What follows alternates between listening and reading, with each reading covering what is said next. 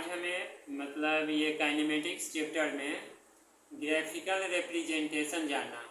ठीक है, अभी तक के वीडियो में जो भी पढ़े हैं वह सिंपल से पढ़े हैं। आज से हम लोग क्या करेंगे, जो भी पढ़ेंगे वह ग्राफ के तौर पर, और first equation motion, second equation motion और थर्ड इक्वेशन और डिस्टेंस ट्रेवर्स, ये जो कैलकुलस मेथड से हम लोग ने सोल्व किया था, ठीक है, डिराइवेशन किया था, वह अब उसका एक्सप्रेशन हम लोग ग्राफ के तौर पर करेंगे। लेकिन ग्राफ से पहले जानना है यानी किस किस कंडीशन में एक्सीलरेशन, डिस्प्लेसमेंट, पोजीशन, टाइम होता है, वह ग्राफिकल रिप्रेजेंटेशन का। और वीडियो में यह भी बताना है जो कितने हैं इसके बारे में पहले से पढ़ चुके हैं, जो कुछ 9th में भी पढ़ना था, जो अभी हम लोग 11th के फिजिक्स में पढ़ेंगे, वह कमेंट अपना करेंगे, अपना नाम लिखेंगे, पता लिखेंगे, है ना, जो कितने जानते हैं। तो सबसे पहले आज के वीडियो में हम लोग जानेंगे graphical representation of motion in straight line. ठीक है, ग्राफिकल लिखेंगे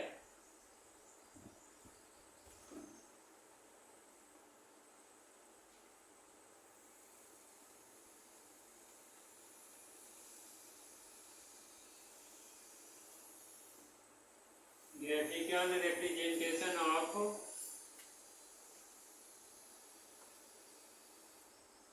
motion in a straight line.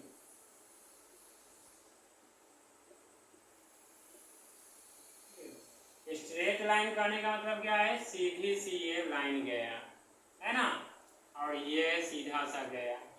तो अब इसमें देखना हमें क्या, जैसे मान लिया यह टाइम है, टाइम को शो करेगा टी, और यह डिस्प्लेसमेंट को शो करेगा। यह क्या करेगा, शो डिस्प्लेसमेंट यानी डिस्प्लेसमेंट यह शो किया,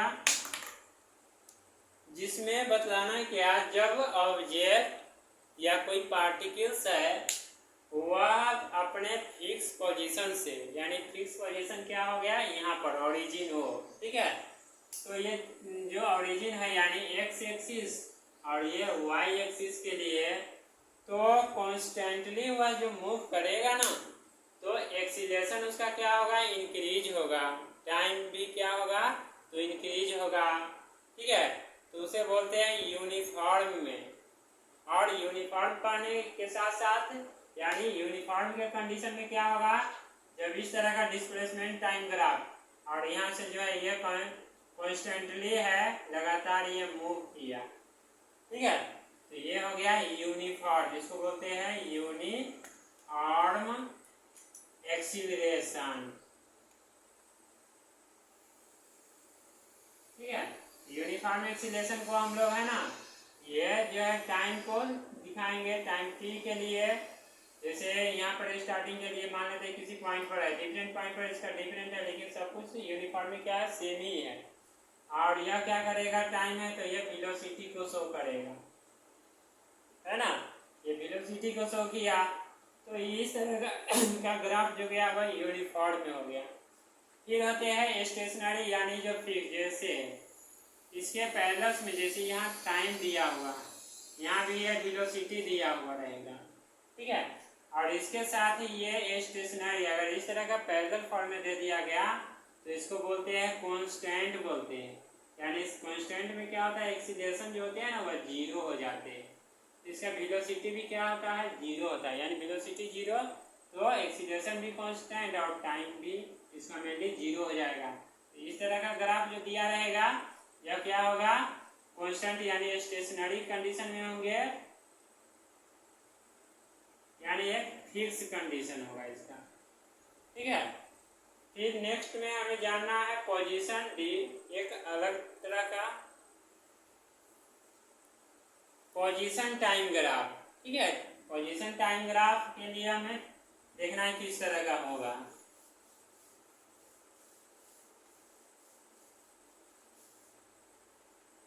कमेंट में बताना है जो कितना से मतलब आता है ये बनाने, 9th में जो पढ़े ये 9th से ही रिलेटेड है, फिर भी एक बार रिपीट करवा दिया जाता है अकॉर्डिंग टू सिलेबस, यानी एनसीईआरटी जो सिलेबस है।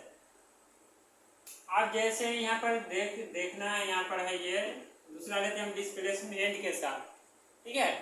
तो यहाँ पर जैसे कंडीशन नंबर यहाँ पर हो गया ये, और इसका एक अलग ये हो गया, यानी ये डिस्प्लेसमेंट जो होगा जैसे यह x को शो करेगा, यानी यह हो गया x के लिए x1 और ये x2, ठीक है। इंक्रीज भी करेगा और यह डिक्रीज भी, तो इसका टाइम क्या हो जाएगा t1 t2 हो जाएगा, है ना। और ये यहाँ पर मान लिया जो ये पॉइंट है यह p है, ये q है। p के लिए जो पोजीशन p के लिए होगा यह x1 और t1 को शो करेगा, है ना, ये वाले देखना है। फिर यहाँ पर जो है ये q के लिए x2 t2 को शो करेगा, ठीक है। तो ये क्या हो गया डिस्प्लेसमेंट, यानी यहाँ पर है ये x जो है यह डिस्प्लेसमेंट को शो करेगा, डिस्प्लेसमेंट, और यह टाइम को। जब इसका हमें इंटरवल निकालना होगा ना, तो डिस्प्लेसमेंट का क्या होता है final position minus initial position होता है, और टाइम का क्या हो जाता है फाइनल माइनस इनिशियल टाइम, है ना। तो इसी में वेलोसिटी निकालते हैं तो डी बाई टी कर देते हैं, तो इसको हम लोग लेते हैं डेल्टा, जैसे दिया डेल्टा एक्स जो पहले नहीं पढ़े हैं, है ना, और इसको लेते हैं डेल्टा टी ले लेते हैं, क्योंकि टाइम इंटरवल है डिस्प्लेसमेंट का।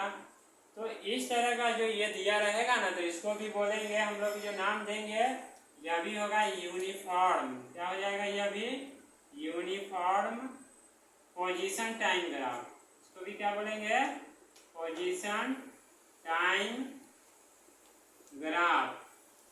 अब इसमें समझना है यूनिफॉर्म पोजीशन टाइम ग्राफ में क्या होगा, जब ऑब्जेक्ट का यानी डिस्प्लेसमेंट इंक्रीज होगा, ठीक है, यानी डिस्टेंस जो कवर करता है तो डिस्प्लेसमेंट इंक्रीज होगा तो टाइम भी उसके साथ इंक्रीज होगा, डिस्प्लेसमेंट डिक्रीज होगा तो टाइम भी क्या होगा उसका डिक्रीज करेगा, क्या होगा, ठीक है।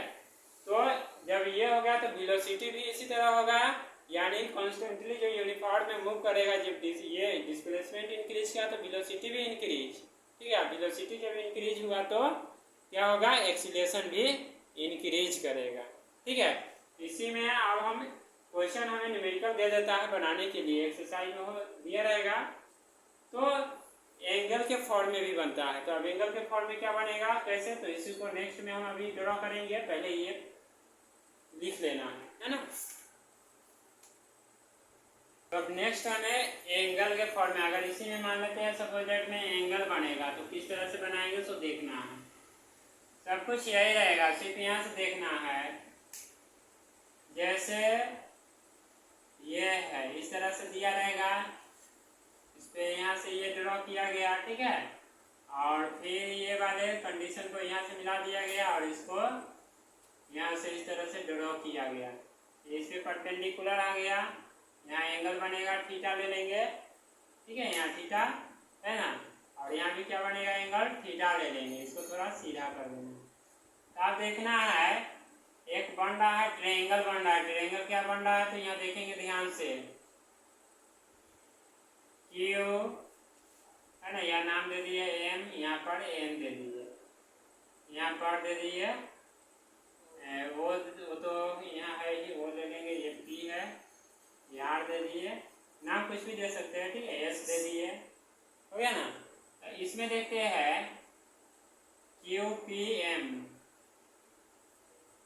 क्यू पी एम, तो हमारा ये मालूम है, ठीक है।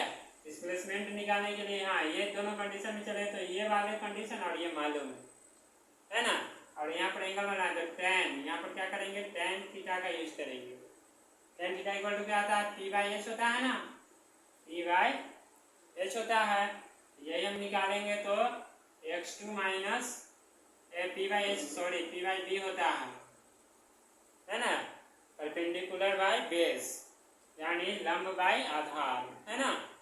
तो x2 minus x1 bye t2 minus t1, ठीक है। इस तरह से एंगल भी निकाल सकते हैं हम लोग, tan theta equal to delta x भी लिख सकते हैं बाय डेल्टा t, ठीक है। डेल्टा t का मतलब हो गया टाइम इंटरवल, क्या हो गया ये हमारा टाइम इंटरवल हो गया। तो इस तरह का जो ये अभी ग्राफ आया है ना, ये ग्राफ को क्या करना है, अब हमें फर्स्ट इक्वेशन और मोशन, यानी मोशन का जो फर्स्ट इक्वेशन है v equal to u plus a t, इसी बेस पे प्रूफ करना है, ठीक है। इसके बाद है v square equal to u square plus 2s और s equal to u t plus half a t square, ठीक है। ये तीनों कंडीशन हम लोग ये ग्राफीय रिप्रेजेंटेशन नेक्स्ट वीडियो में करेंगे, ठीक है। और बतलाना है इसमें से कितने जो है आपने 9th में पढ़ा है, उसका कमेंट में भी लिखना है।